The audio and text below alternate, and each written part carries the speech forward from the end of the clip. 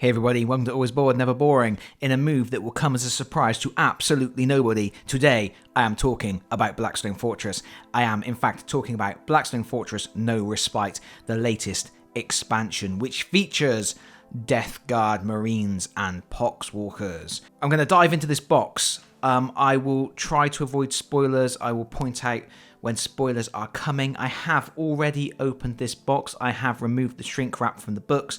I have had a quick look through the rules book, so I've got a general idea of what is going on with this expansion. So let's get going. This is a box that is the same size as the dreaded Amble and Traitor Command, so smaller than Escalation. However, this is not an expansion like the Amble or Traitor Command.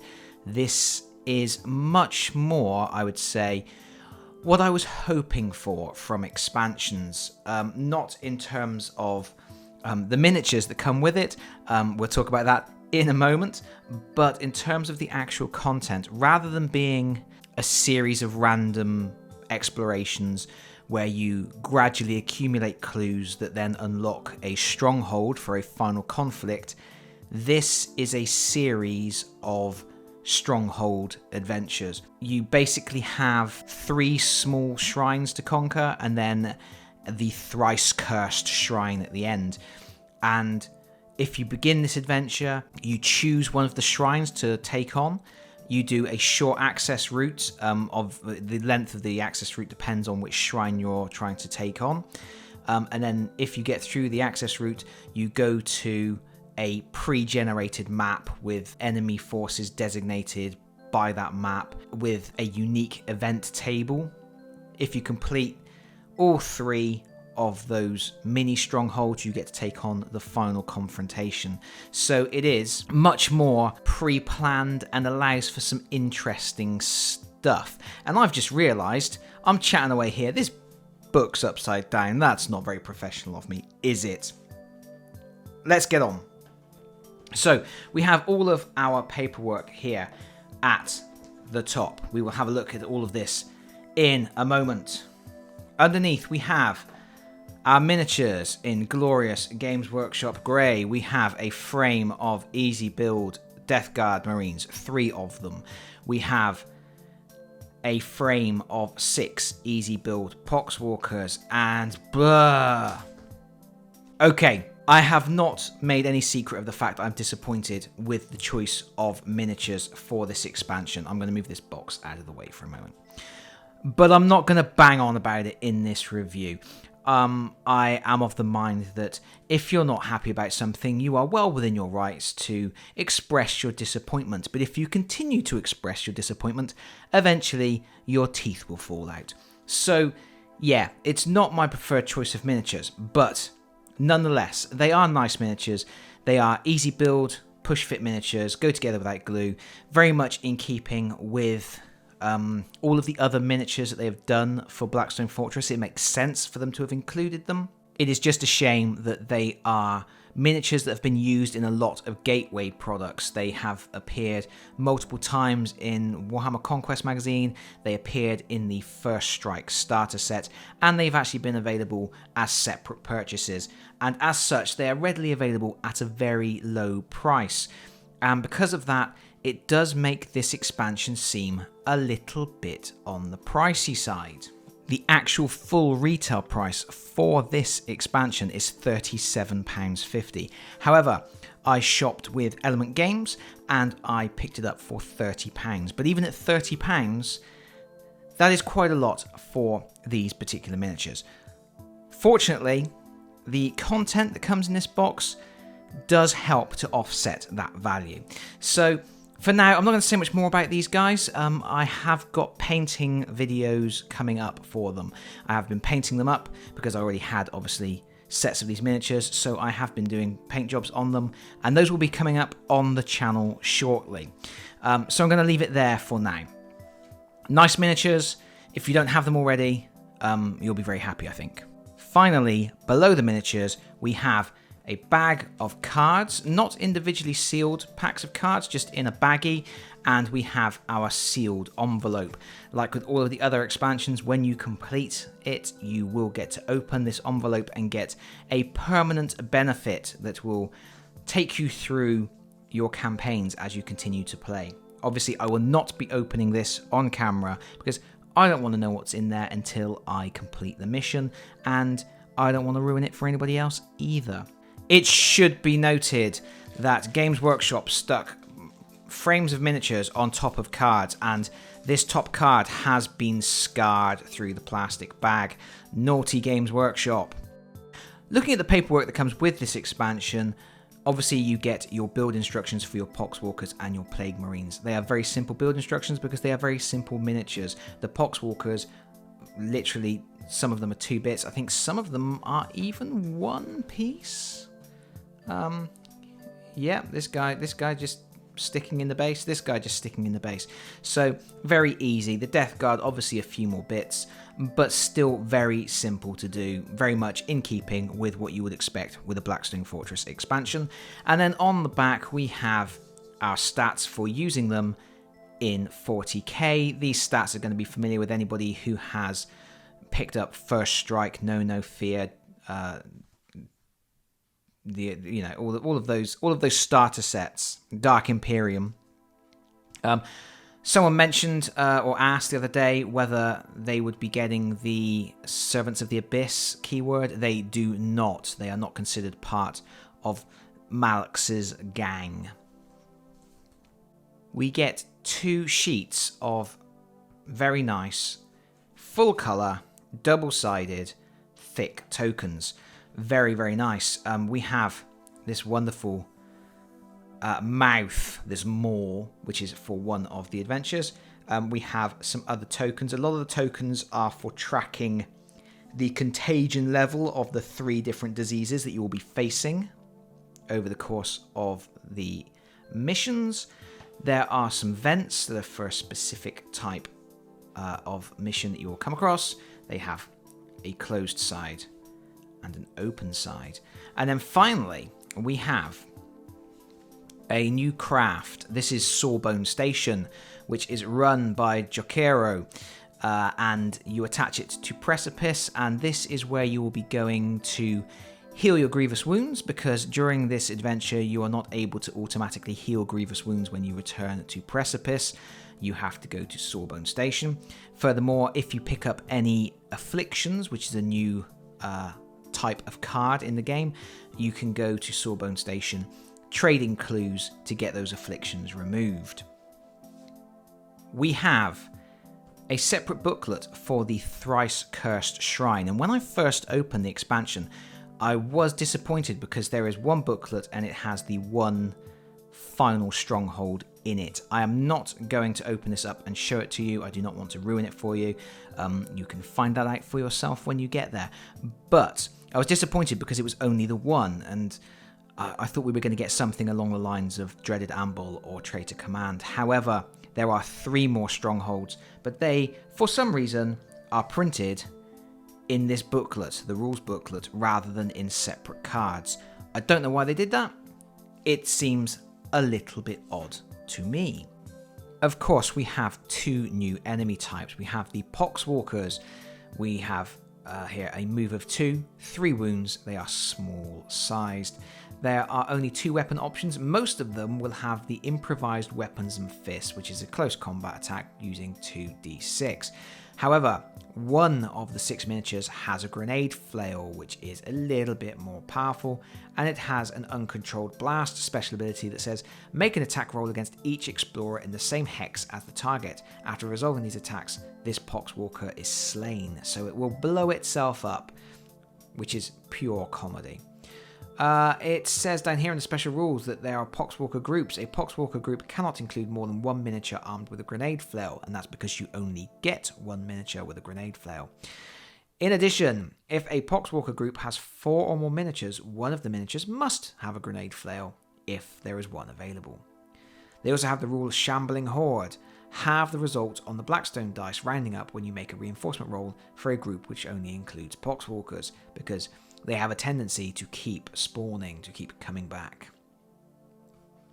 Looking at the back at their behavior tables, they have a couple of unique actions. They have Lurch, which says take a charge action and reroll failed attack rolls for that action. And then we have Virulent Bite, take an onslaught action, reroll failed attack rolls for that action. I'm surprised there is nothing there about gaining afflictions or having a risk of obtaining an affliction. You would think that there would be some sort of disease spreading rule for them, but there isn't. Next up, we have our Plague Marines. Our Plague Marines have a move of 2. They have 5 wounds and they are large. They have a range of weaponry. One of them has the Blight Launcher with a mutated limb. One of them has a bolt gun, and one of them has a plasma gun and power fist. And you can see the various different stats there for them. We can see that the Blight Launcher has the special ability Blast, ignore cover. In addition, make an attack roll that ignores cover against each explorer in the same hex as the target. The Plasma Gun has the special ability no defense roll can be made against an overcharged Plasma Gun attack, which is actually a special type of attack that you can only do with the Annihilate action. You then roll the d6 after making an overcharged Plasma Gun attack. On a critical success, the hostile that made the attack suffers a grievous wound. And also, we have the Power Fist. No defense roll can be made against a Power Fist attack. So we have some interesting stuff here because we have some weaponry that has a little bit of punch. We've got something here that's going to encourage heroes to spread out and not necessarily hunker behind cover all the time. We have the Plasma Gun, which has a chance of just putting those extra attacks on because of no defense roll, and again the Power Fist, no defense roll. That's good. Defense rolls are something that make the heroes quite strong, and of course you're taking away defense rolls at the same time as you're making it so that wounds are becoming more difficult to heal, because the various different diseases that are rife on the fortress while Nurgle is doing its thing makes it more difficult to remove grievous wounds and gives you less opportunities for vitality rolls. These special rules here are Plague Marine groups. A Plague Marine group cannot include more than 1 miniature armed with a Blight Launcher and a mutated limb, or more than 1 miniature armed with a bolt gun, or more than 1 miniature armed with a plasma gun and a power fist, obviously because you only get one of each. No mention of a champion. The guy with the power fist and the plasma gun is actually a champion miniature, and I would have expected, at the very least, I would have expected a rule for a champion to make him a little bit tougher still. It would have been really nice if they had actually included a named character for him, like a mini boss with his own separate character sheet as the person who's actually responsible for instigating this plague. I think that is a missed opportunity. I would really have liked to have seen a third enemy type, a slightly tougher, slightly more powerful, big bad for the heroes to face. But there we go. We don't. They're just all Plague Marines. Looking at the back, we have a couple of unique actions. We have Annihilate. So you take an onslaught action, and hostiles with a bolt gun reroll failed attack rolls for this action. However, hostiles with a plasma gun do not make an onslaught action and instead make an overcharged plasma gun attack. They also have the rule Steady Advance. They will move towards the closest explorer, then attack the furthest explorer that is in range of and visible to this hostile, even if there is an adjacent explorer. That attack ignores cover. So again, you're removing those cover options. You're also making it that you can't bog down these guys because they're going to shoot past meat shields, things like that, if you're playing with those sort of tactics. Things to make you think a little bit differently about how you're approaching the combats, which is cool. I like those. So, the way this works, it is a new standalone mission. It's not a side quest. It's one that you're supposed to undertake once you've completed whatever mission you are currently on. When you start this mission, you have 3 different nodes of disease that you need to conquer. You get to pick which one you want to go on. You then set up your access route to it. When you get there, there will be a map in this booklet that shows you how to deal with the final fight. At the start of the game, at the start of this particular expedition, there are 3 diseases running rampant, so there are 3 nodes to choose from, and there are 3 double-sided cards which represent the diseases that are currently active. You will notice that they each have a symbol on the card which matches symbols on these tokens. And what you will do is, at the start of the game, you will put 1 counter matching each of these symbols in the data bank. And whenever you return to Precipice and you start a new expedition, you count the number of counters relating to each of the diseases, and that will tell you what the current contagion level is of the disease. And there are some cards that come with this expansion which tell you what the different stages of the disease are. There are 6 stages for each disease, and if at any point one of the diseases reaches the 7th stage, it is game over. So as you're playing the game, and in fact every time you sort of return to Precipice, there's the potential that counters will get added to your data bank, and then when you start your next expedition, the diseases have become more of a concern. So there is a ticking clock. It seems quite a modest threat, I would say. It seems to me that you'll probably defeat nodes before they have a chance to actually reach a serious contagion level. So once you have determined the current contagion level of the 3 diseases and you've selected which node you are taking on, you set up your access route and you begin playing. The access route will contain certain challenges and combats. Some of these will be specific to this expansion. You mix exploration cards from this expansion with exploration cards from the base game, so you're not always getting things that are uniquely Nurgle related. A lot of the exploration cards cause afflictions and have a Nurgle theme to them. The afflictions add negative modifiers to your characters, and you can have an unlimited number of them. Well, I say unlimited, there are 12 cards, I think, in the game, but you can theoretically just keep stacking them onto heroes.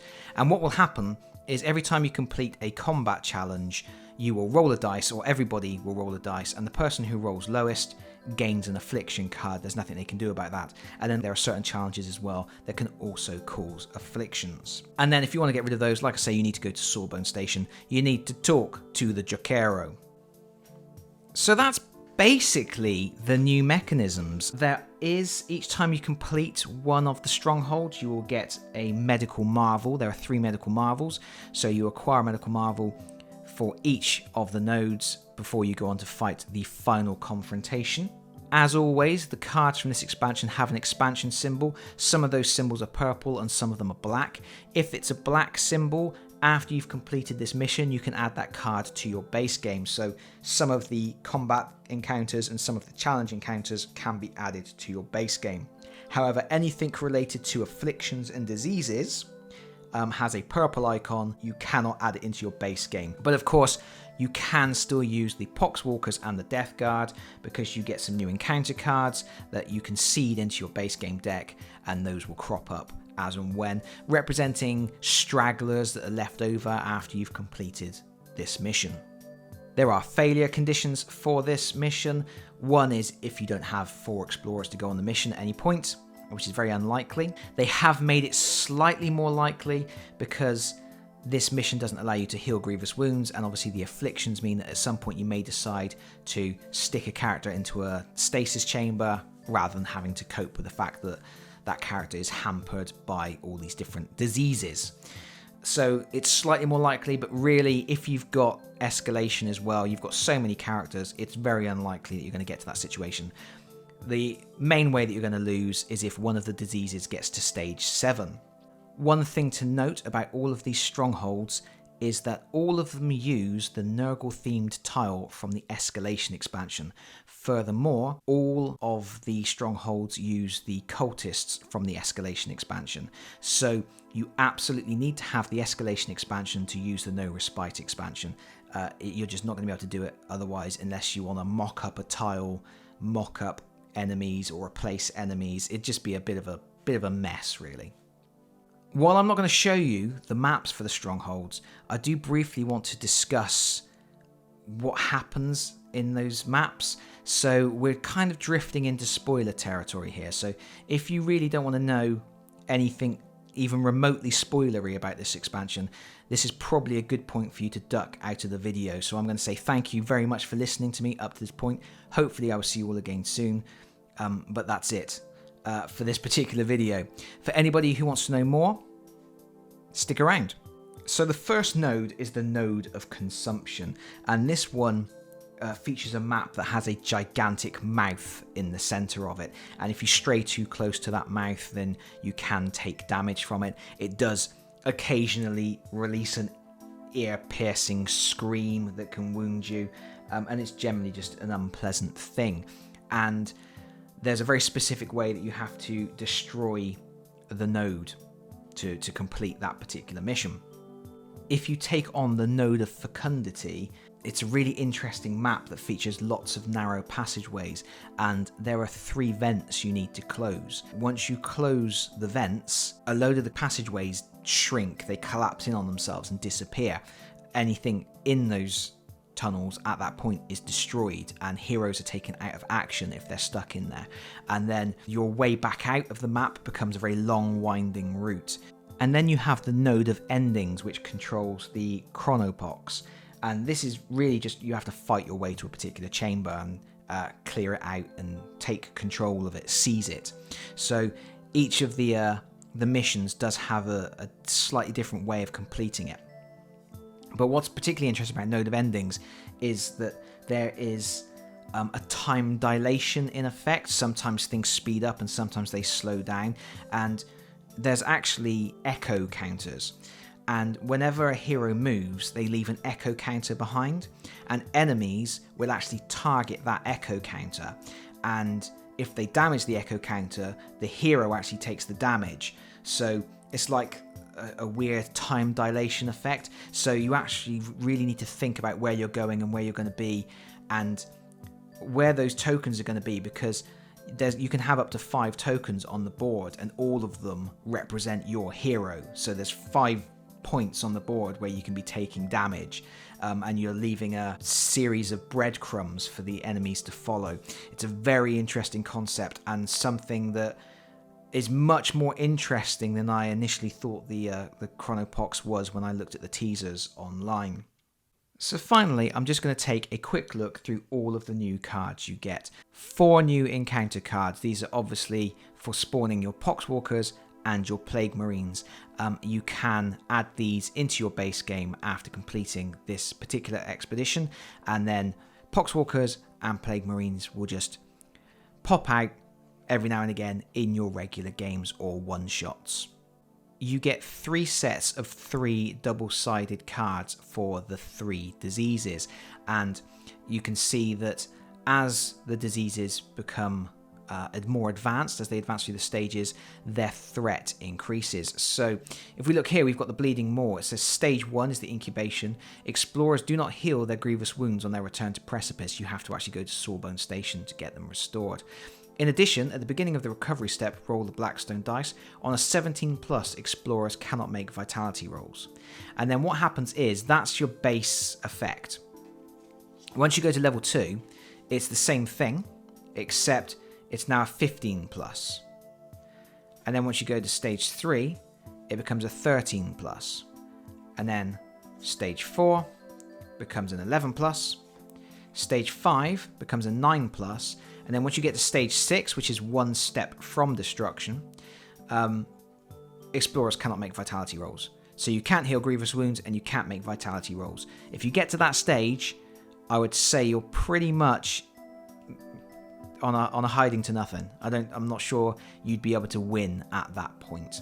For the mouldering, stage 1 is you roll the Blackstone dice each time a hostile suffers a grievous wound, and on 19+, the hostile suffers a normal wound. And then, once we get to level 2, it's on a 17+.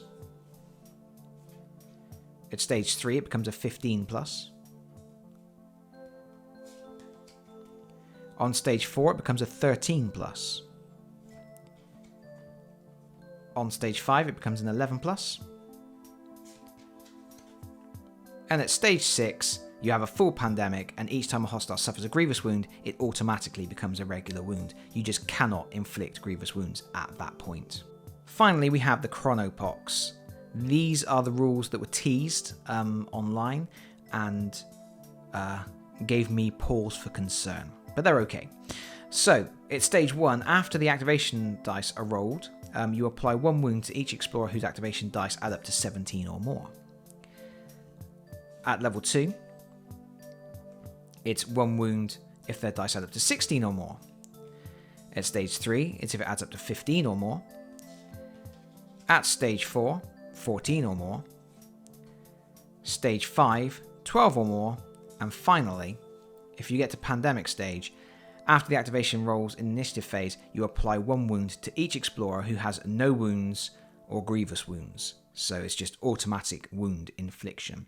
And it is worth bearing in mind that these diseases stack, these effects stack, and even if you complete a node, the level of the disease still stays in effect because the diseases are only wiped out if you defeat the thrice cursed stage at the end. So if one of these diseases gets up to stage 2 or 3, where it starts to get a bit annoying, that's going to stick around even as you take on the other nodes and the final stronghold. Next, we have our afflictions. I like this as a concept. I don't believe they've implemented it as well as they could have done. First of all, there's not that many afflictions. There's only 12, which limits how many you're going to be stacking onto heroes. If you cure one at any point, it gets returned to the deck and can come out again. And like I say, they do stack, so it is possible for certain heroes to get multiple afflictions, which can be quite damaging. But they don't really, for me, really represent the horror of Nurgle and of the mutating effects of Nurgle. I would have liked to have seen things like your hero grows a tentacle and can no longer use guns, but gets an extra attack at close combat, or something like that. Things that you get an extra mouth, so or a third eye that allows you to suddenly, take 1 shot per combat that ignores cover. I don't know. I'm just thinking these things off the top of my head. But what I really wanted to see something that better represented mutation and the chaotic nature of Nurgle and how that can play with your mind. That being said, these are okay. These aren't like the best thing in the world, but they are a nice addition, and I do think they will force people to think differently about how they play the game if they get these afflictions. So we have claustrophobia. This explorer does not receive the benefit of cover. We have a loathsome parasite. You cannot make vitality rolls for this explorer. Horrifying visions. When you roll activation dice for this explorer, discard any with a value of 1. Do this before applying splitting headache if this explorer also has this affliction. Terrible lethargy. Do not include this explorer's initiative card in the initiative deck. Instead, their card is always placed in the last position on the combat track in the initiative step. Acute paranoia. This explorer cannot use destiny dice. Acute nausea. This explorer cannot perform gambits. So you see, a lot of these afflictions are just taking away one of your options, or one of the things you normally have access to. I would have much rather seen a little bit more give and take, a little bit more. Sometimes this can be good, but sometimes it can be bad. But there we go. Crippling vertigo. When this explorer begins a move action, if they are not adjacent to or in the same hex as another explorer, reduce their move characteristic by 1 to a minimum of 1.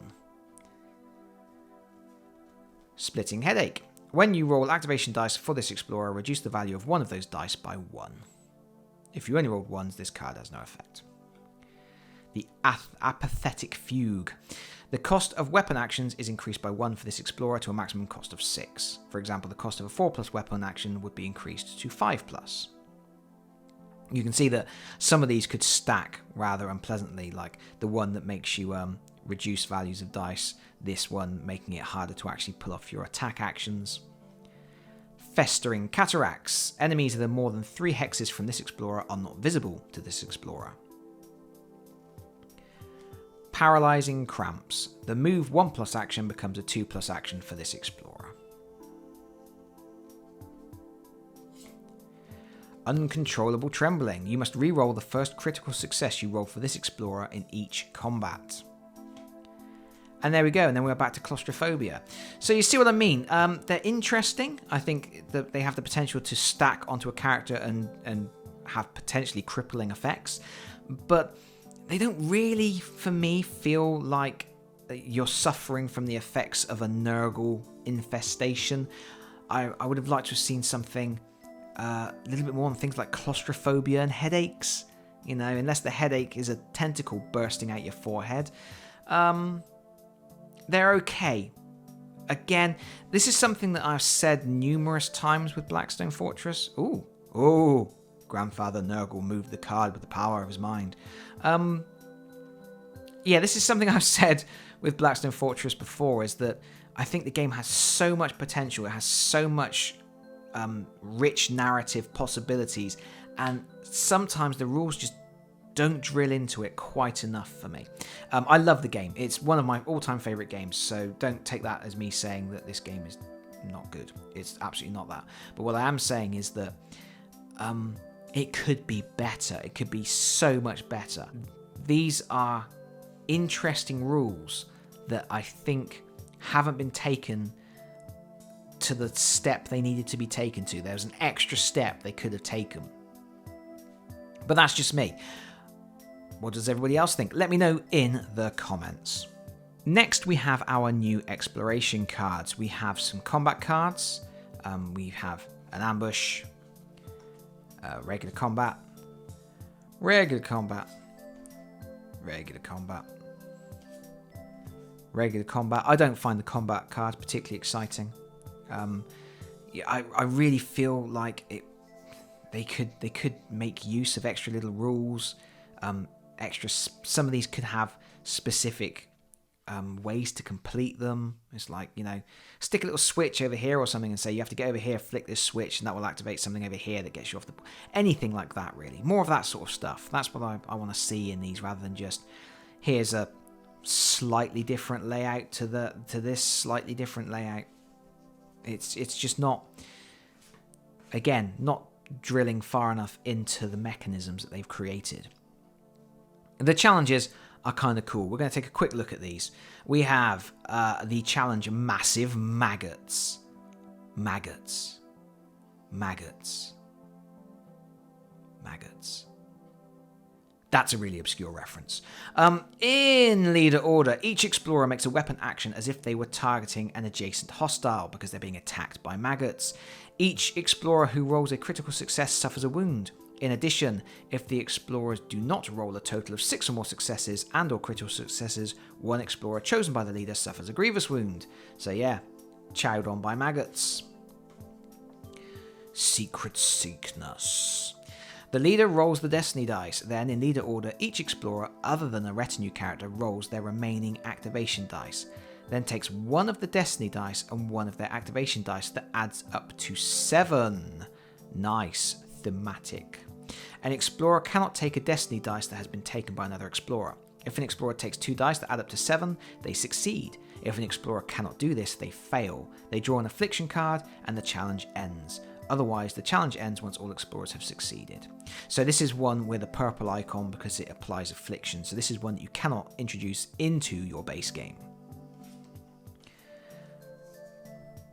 Festering Blight. In leader order, each explorer other than a retinue character rolls the Blackstone dice. Whichever explorer rolls lowest has contracted the blight. If any explorers are tied for the lowest score, these explorers roll again as many times as is necessary to determine the lowest score. The explorer who has contracted the blight then makes a choice, either apply a grievous wound to that explorer, or that explorer draws an affliction card. And remember, for the duration of this expedition, grievous wounds cannot be healed at Precipice unless you actually go to Sawbone Station. Of course, it is important to remember that if you go to Sawbone Station, you are not gaining access to the shops and abilities on the other ships. Infection. In leader order, each explorer with any wounds or grievous wounds must make a vitality roll. On a critical success, nothing happens. On a success, apply a wound. On a failure, or if the explorer cannot make a vitality roll, apply a grievous wound to that explorer. Alright. A pestilent prize. The leader chooses one explorer. Other than a retinue character, that explorer draws 3 discovery cards and takes one of them. The other 2 cards are shuffled back into the discovery deck. Then the explorer draws an affliction card because he's found a priceless artifact trapped under a corpse. That's charming, isn't it?